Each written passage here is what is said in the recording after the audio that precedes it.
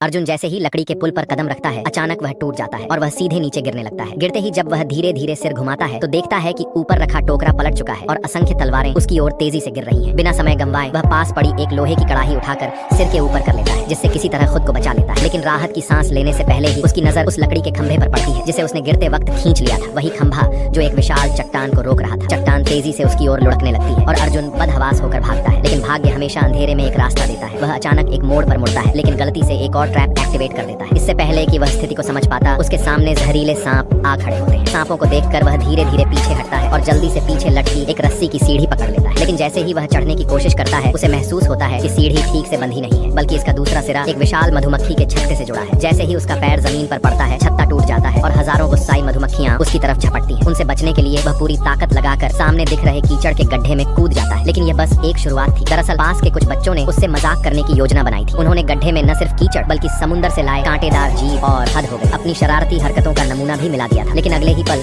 जब वे अपने लीडर की तरफ देखते हैं तो जो होना था वो हो चुका था। जिस चालाकी से उन्होंने अर्जुन को फंसाने की कोशिश की थी, उसी चालाकी से उसने पूरा खेल उनके ही खिलाफ पलट दिया।